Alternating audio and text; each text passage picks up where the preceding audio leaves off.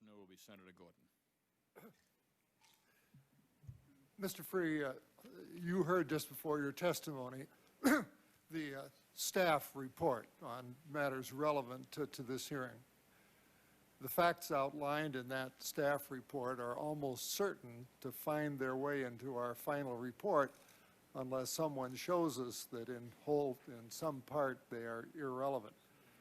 I want to read you one paragraph that was the subject of Bob Kerry's question and ask you whether or not it is accurate.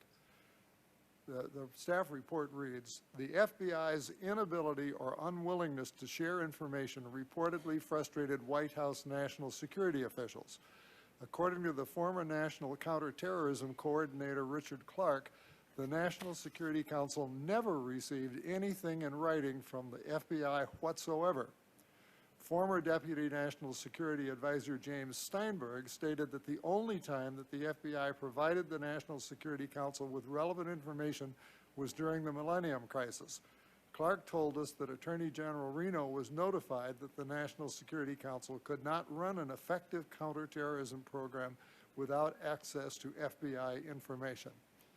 Is that a correct characterization? I don't think it is. I can't speak for the frustration of other people, but with respect to sharing information, you know, I didn't provide written memos to Sandy Berger or the President or anybody else at the NSC, but as I said before, the Attorney General and I, every 2 weeks, almost like clockwork in the last 14, 15 months of our overlapping tenure, sat with Sandy Berger in his office for at least an hour, perhaps 2 hours, and went over every single piece of counterterrorism, counterintelligence case that we have. By the way, Dick Clark was never present at any of those meetings.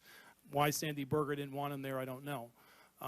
But we had detailed discussions of all those matters on a bi-weekly basis. So the notion that we weren't sharing information is, as far as I'm concerned, an incorrect characterization. The FBI is a unique institution in the United States of America. You had a fixed term because of various activities under your predecessor, J. Edgar Hoover, and attempts, some signed successful in earlier administrations, to use the FBI for political purposes. There seems to be a certain divorce or distance between the FBI and the White House.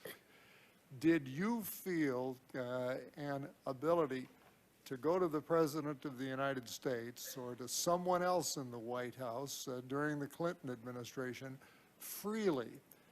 Did you feel that the White House felt free to contact you and communicate with you and ask you for information in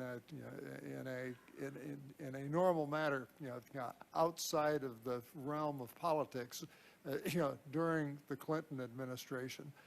How many people in the White House did you ever see or communicate with? And then would you answer the same question with respect to the current Bush administration? Yeah. Yes, I will. I don't feel that I had any restriction or any prohibition, or certainly no reluctance to discuss and communicate with anybody appropriately in the White House, in the State Department, in the Defense Department, with respect to any of the matters we've been talking about today, or any other FBI matters. There was certainly no distance or separation between the Attorney General and I. And I had in both administrations, I think, the same relationship. I never felt any restrictions or inhibitions about communicating things. I don't think they did either, and they never expressed any to me at the time. One final question, like the first question, another paragraph in the staff report.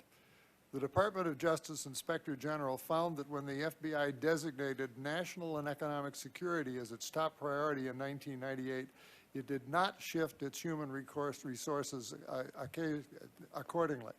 According to another external review of the FBI, by 2000 there were twice as many agents devoted to drug enforcement matters as to counterterrorism. On September 11th, 2001, only about 1,300 agents, or 6% of the FBI's total personnel, worked on counterterrorism.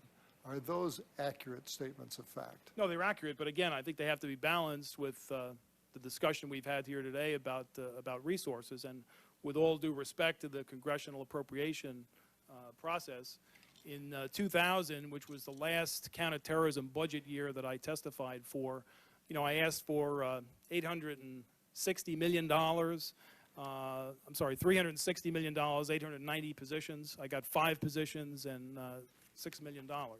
You can't fight a war with those kinds of resources, so your report is accurate. I would hope the commission would expand a little bit on the executive director's brief, although accurate statements about resources and legal authorities. Thank you, Mr. Freeh. Thank you.